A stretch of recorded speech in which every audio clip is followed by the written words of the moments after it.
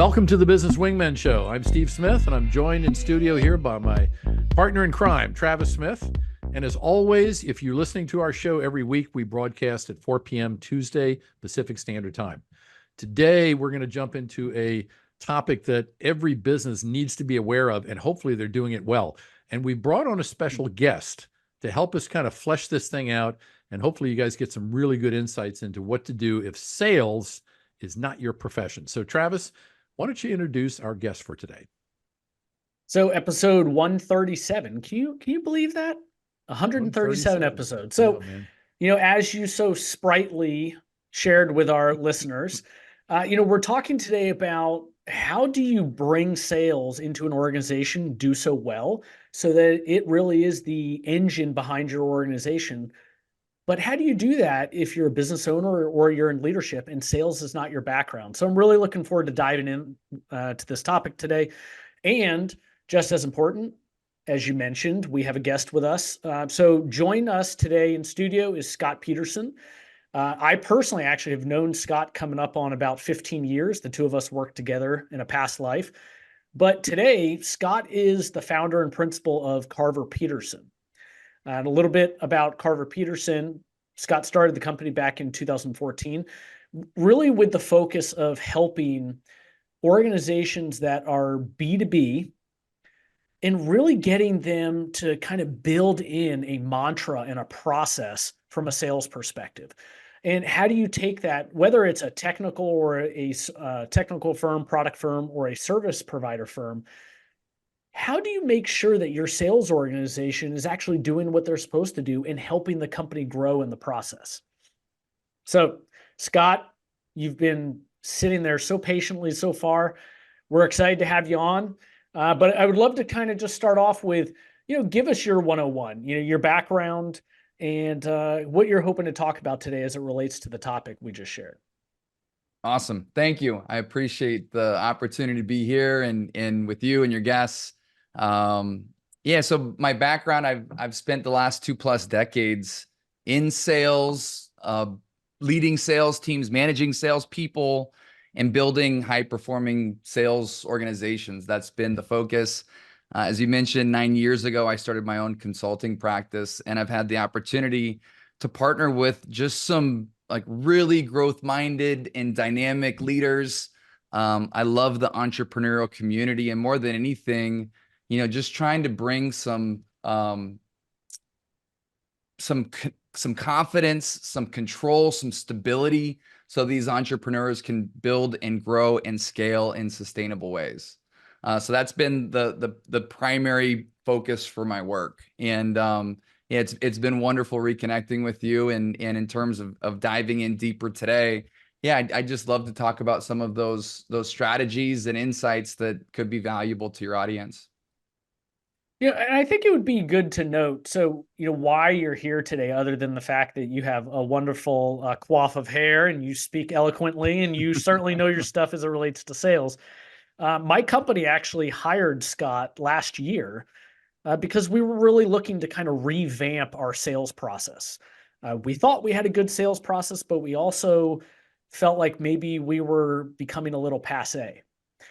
So the reason Scott's here today is because we were pretty impressed with what we got out of the experience with him. So I'm sure that will come up in some discussion today. So, a little ad for you there, Scott. Thank you. So all right. So let me jump in here for a minute, because Travis, I know your background with sales and what you've tried to do with your own company. But Scott, when you get introduced into a new company that you're going to be working with, what is it that you find out right off the bat in terms of that company's sales awareness or sales abilities? What do you see there before you jump in and try to help them? Sure.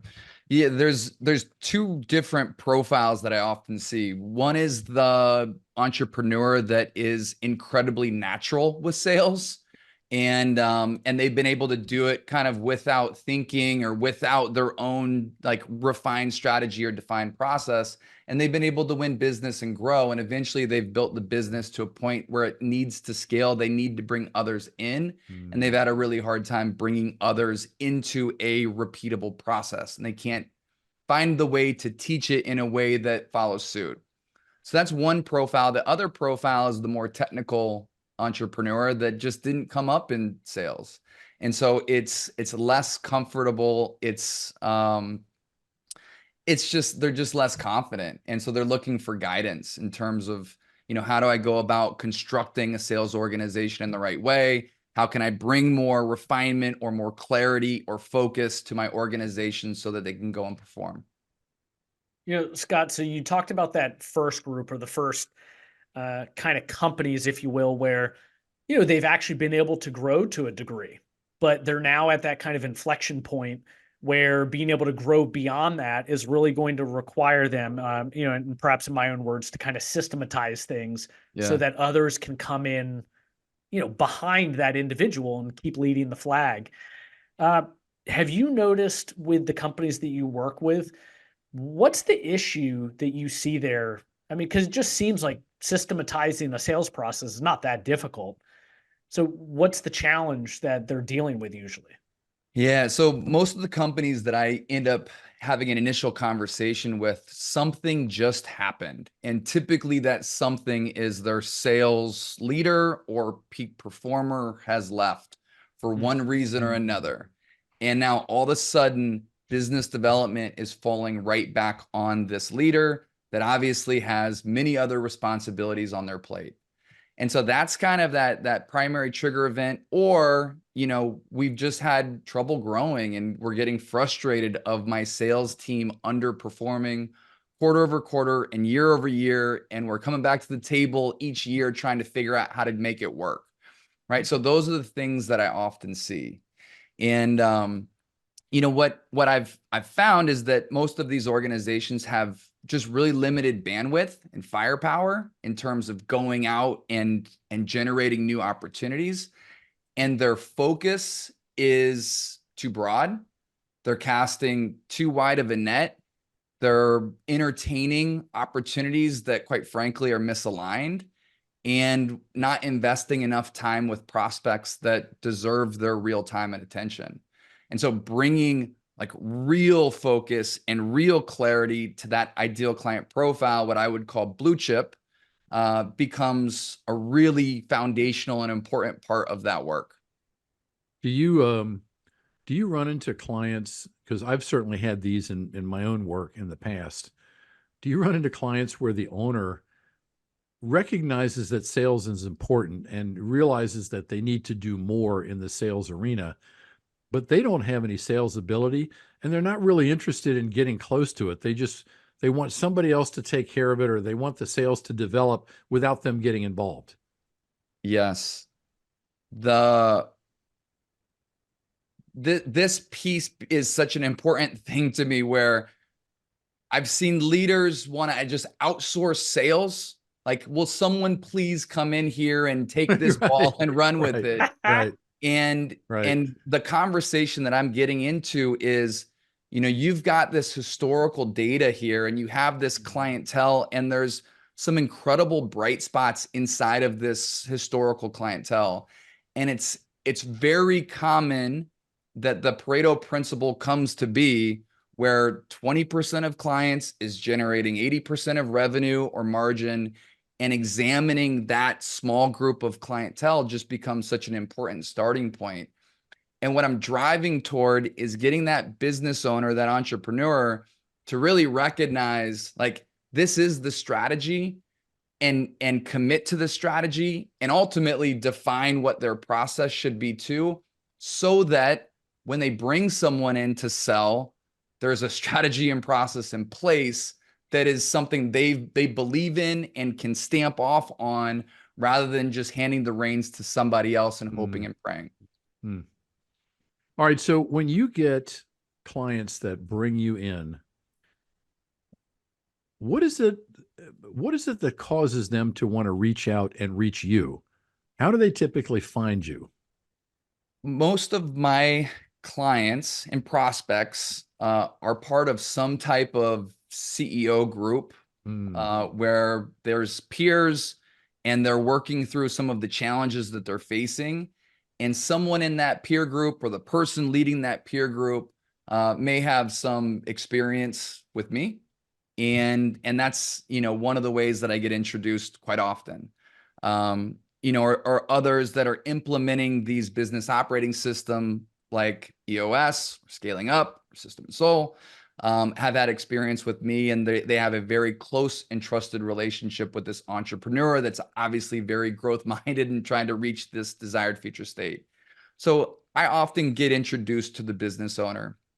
Those trigger events that I had talked about earlier with turnover of the key stakeholder, or this underperforming team, is often what initiates the conversation.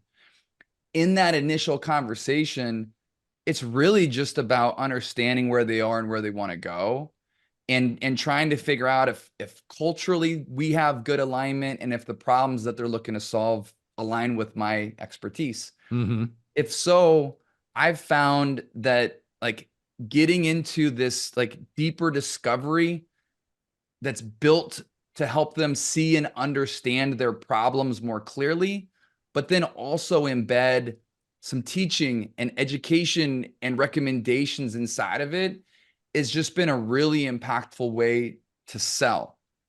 It's almost like we're experiencing what it would be like to work together before we officially do. Okay. And if they receive enough value during that sales process, specifically that discovery process, the conversion rate tends to be quite high. And I got to say, for what it's worth, as someone who has actually been through that process. So Scott, I'm assuming you're talking about the whiteboarding session. Yes. Yeah. I found that really interesting because, and maybe perhaps to give you some good feedback here, what you didn't do at any point during that session was sell. It really was a good discussion about kind of opening up, how is our business operating? Where are the opportunities? Where are the threats? Where are the opportunities within the market? So externally, and sorting through that. And my business partner and I, when we concluded that, the funny thing was the question wasn't an if, it was just, okay, well, when and how much, right? So because we had been talking with two other firms at the point in which we were chatting with you. So yeah, I mean, I think what we're talking about here today, though, is how do you take some of those things you've just covered, meaning the processes, the scalability, which also goes into right people, right seats, right? Yeah. So that's actually where I'd like to take the conversation here is when you think about the hiring process, what advice would you give someone on how to hire the right sales reps? Well, that takes us back to our past life together, where we spent time in the talent acquisition space. But, I get a really close look at this now. Before it comes to hiring, especially in sales, I really want the business owner and this leadership team to have really good understanding and clarity of their strategy and process. When those two pieces are sound, are solid, are defined, the structure becomes a bit more clear, right? So if these are the steps and this is the prospect and the stakeholders that I'm pursuing, where do I need people and where do I need competency and expertise? Do I need people or a person on the front end of my funnel doing a lot of outbound? How much tenure, seniority, or expertise do they need to be able to connect with the stakeholder and engage that audience? Is it a junior person? Is it a more senior person?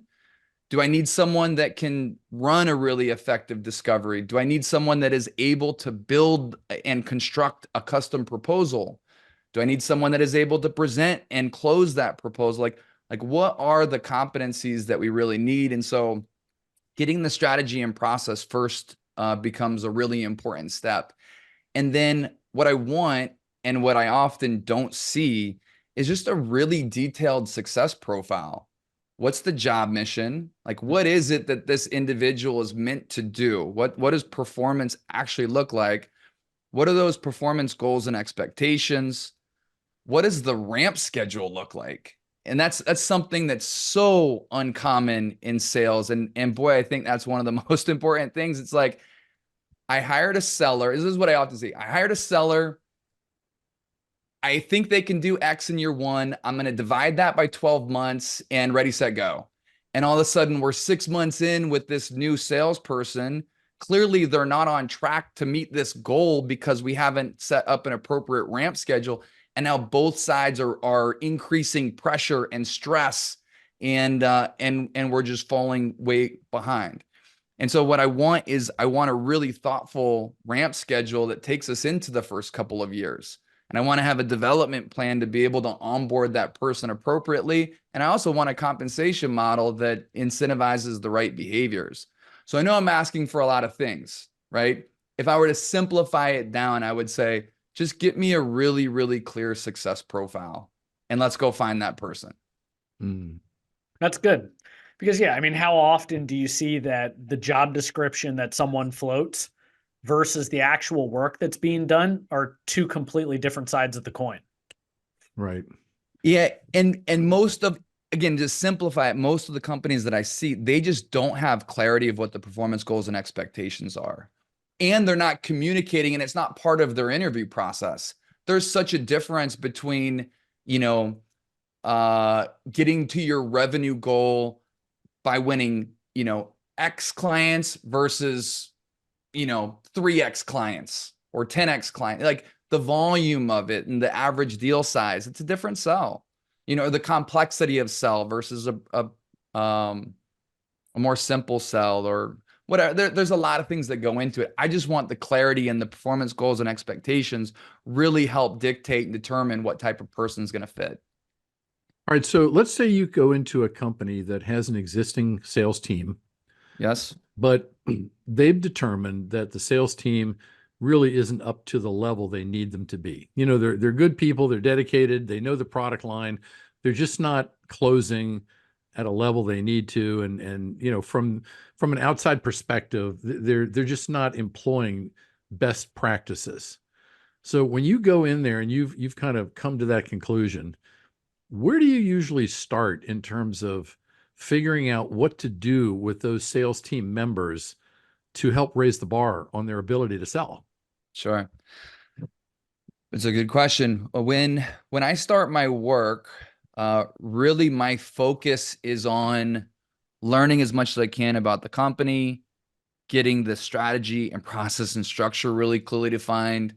I'm almost giving the sellers the benefit of the doubt that they haven't had clarity of expectations. Maybe they haven't had the tools and resources. We're just learning. Now, all the while, my simple 2x2 grid to evaluate people is, are they aligned with their performance goals and expectations? And are they aligned culturally with inside of the organization? Those things start to show up, and they start to show up pretty quickly. And I'm working inside of organizations that are trying to change. They're looking for this transformative approach to sales. And so you can start to see pretty quickly who are the people that are willing and able to evolve into a different style of selling. And, one that I believe is important is the ability to teach and tailor and take control. If you've ever read The Challenger, those are the aspects of the Challenger seller, which I believe are just really important. And so you start to see, are these people willing and able to change? And if not, they get left behind. Right. Right. So it's not uncommon that personnel changes inside of the engagements that I have a hand in, but it's all under the mindset of this leader is looking to evolve and change and grow. And unfortunately, not everybody is aligned to that. Well, Travis mentioned earlier talking about getting, the right seats on the right people on the right seats on the bus.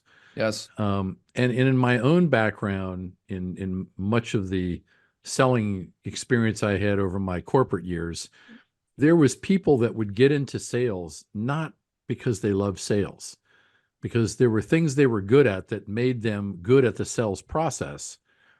But at some point, they reached a plateau that they were unwilling to go beyond, because sales they were not passionate about it. They just saw something they were good at, and they had a solid spot in the company, but they weren't eating and breathing and sleeping sales.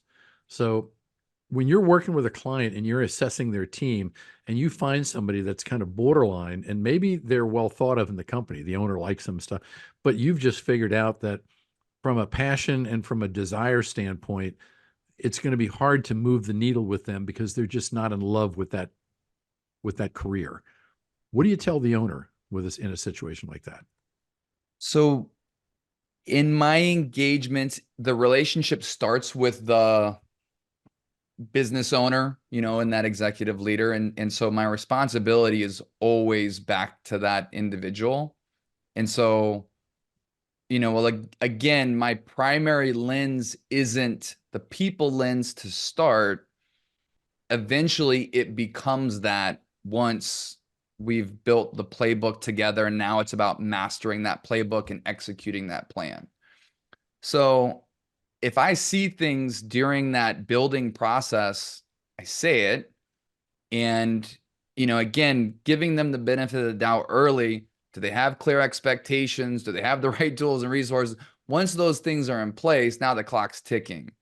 And if they can't meet those performance goals and expectations, then I want milestones in place so that we're not sitting with misaligned people for too long.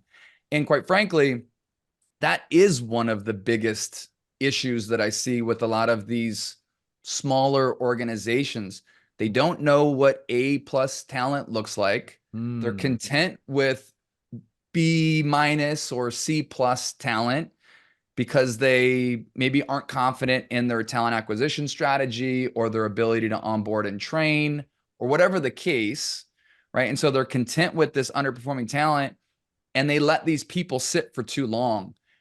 I would tie this back and say, hey, let's get clarity in performance goals and expectations, because that will give us the lead measures, like that, the sales activity that will tell us, are we performing, whether they're hitting revenue goal or not. Right. Well, Scott, I got to tell you, not attempting to make this about me, but I am going to make this about me. Some of the things that you're saying is just like a little dagger in the heart here. It's like your insights are like, man, I really wish I would have done that sooner. Well, you're not alone. Yeah, sounds like it. So, hey, you had mentioned a moment ago something that was new to me last fall when we started working together, but I got to say it was an enormous impact on my mindset, both from a sales perspective as well as how I manage sales internally within our organization. And it was the book, The Challenger Sale. So for our audience and for our listeners, can you maybe just high level, what's that book all about? Why do you choose to lead with some of those tidbits? Yeah. Over the last 9 years, I have been seeking the best resources out there as it relates to sales. I want the frameworks that work best. And what I found in the Challenger is one of those frameworks that's just incredible. So Corporate Executive Board, CEB, that was eventually bought by Gartner, did this research study on B2B sellers. It was like 3,000 sellers that they were examining. And ultimately what they found were these 5 different profiles of sellers: the relationship builder, the problem solver, the lone wolf, the challenger, and I can't remember the other one off the top of my head. Obviously the book is called The Challenger, so we can pretty quickly tell you which one's the top performing profile. Interestingly enough, the relationship builder, which most people think is the right profile for the salesperson, was the bottom performing salesperson. Very interesting. So that kind of gets your attention right away. And then once they dug in deeper to that challenger profile, they found that there were really 3 things that separated them from others. One, they were teaching, they were tailoring, and they were taking control. And so almost immediately I was like, wow, who are the people that teach, tailor, and take control? When you dive deeper into the book, they do acknowledge that this is an organizational responsibility. It's not just hiring a seller that has those characteristics. And so what I've gone about doing and have set the engagement up in a way, my engagements with my clients up in a way. First, we want to tailor. And by tailor, I mean getting really crystal clear on the ideal client profile, demographics, psychographics, triggers, red flags, and disqualifiers, and then tailoring even further. Who are the key stakeholders that need to be brought into the sales process? Who do we initiate? Who do we incorporate? And understanding the 4 Ps of each of those people, what their primary responsibilities are, what their performance measures, their problems, and their positive outcomes. And if we can understand those people, we can speak to them. So we have tailored our approach to the individuals inside of our tight profile. We can develop questions to engage those people. I digress. So that's the tailoring. The teaching piece. I want to know, what are the best questions to ask? So what questions can we ask in qualification, and what questions can we ask in discovery that help our prospects better understand their problems? We can teach them, and we can demonstrate our expertise by the questions that we ask, the types of questions, and the sequence of questions. We don't have to sell. Travis, you had mentioned earlier, hey, you didn't really sell during your discovery. I didn't, but I was asking questions that demonstrated expertise and knowledge and working toward understanding your business. So eventually, when all my questions had been asked, I had a really good understanding of who you were and what you needed, and could present the right solution. So that's tailoring, and that's teaching. The taking control piece is the third piece. It starts by clearly defining your sales process. So if you can define, hey, these are the incremental steps of our process. We do these things each time. It allows the seller to say, the purpose and goal of this stage is this, X, Y, and Z. And if we're aligned by the end of this conversation, the next step of our process is Y. And we would like to incorporate X, Y, and Z stakeholders to that stage. So we have established control from the jump. We've maintained control by asking really good questions, because the person who's asking questions has their hands on the steering wheel.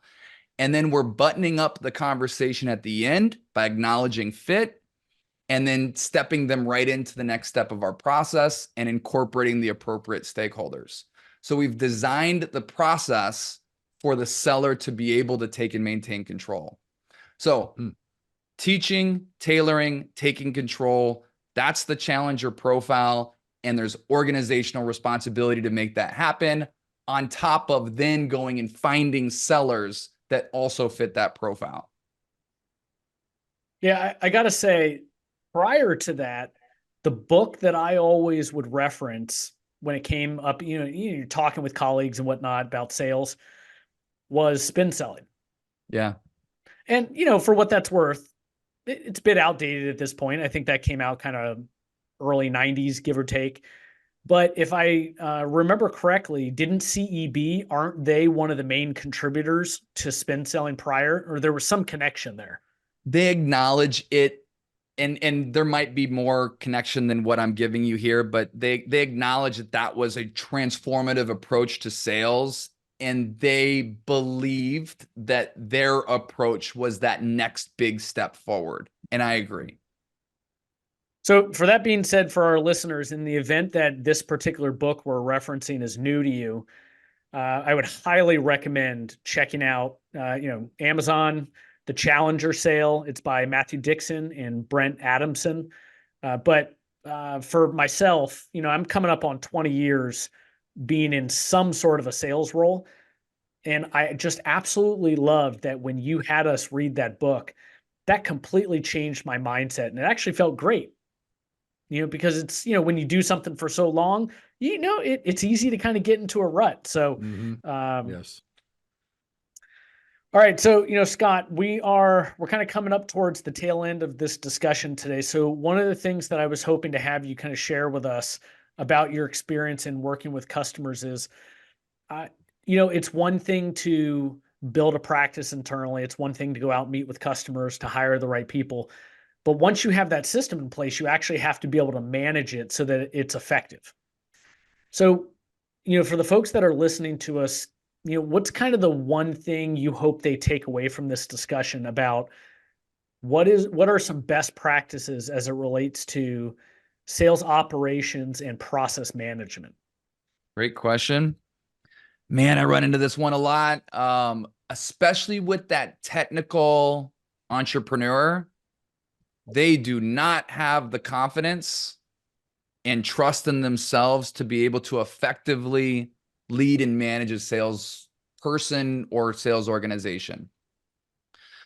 There is, out of the book Traction, a meeting, they call it the Elton meeting.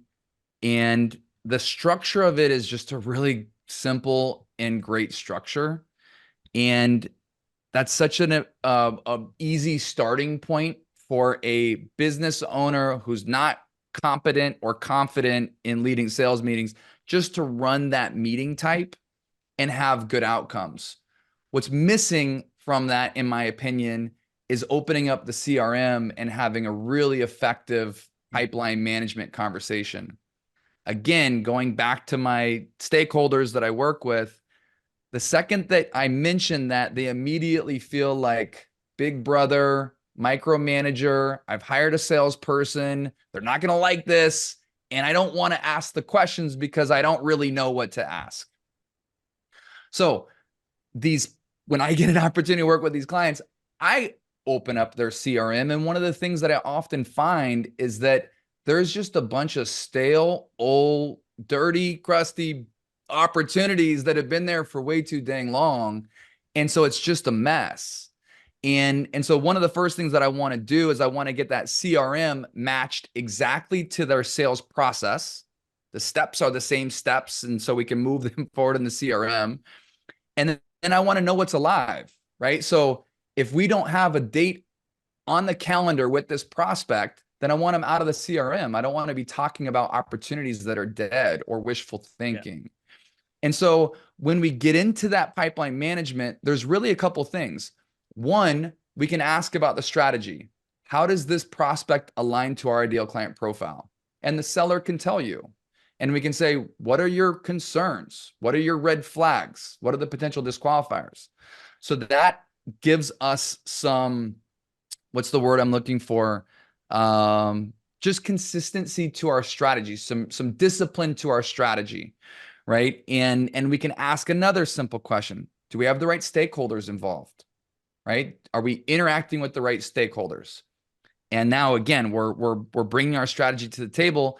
And then from a process standpoint, we just ask the simple question, do we have the next step secured? Do we have our day and time and calendar? And if the answer is no, then we're missing the rigor and discipline to our process. And so if we can get our CRM tight and we can ask those simple questions week over week, all of a sudden you're going to have a really clean funnel, and you're going to have a really good understanding of how and where you can impact in-process opportunities and where you should be investing more of your time. I love it, Scott. That was a great way to finish up the discussion today. So in the event that you, for our listeners, that you missed the very beginning of the discussion today, our guest was Scott Peterson, founder and principal with Carver Peterson. So Scott, can you share with everyone, if they wanted to, what's the best way to reach out to you and or learn a little bit more about Carver Peterson? Sure. Thank you. My website's carverpeterson.com. I'm very active on LinkedIn, and my email address is scott@carverpeterson.com.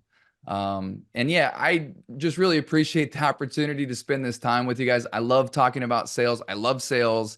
And I just love this, dynamic, growth-minded entrepreneur that's trying to build and grow and scale. So any way that I can help, I'm more than happy to. Glad to have you on with us today. So folks, you were listening to episode 137.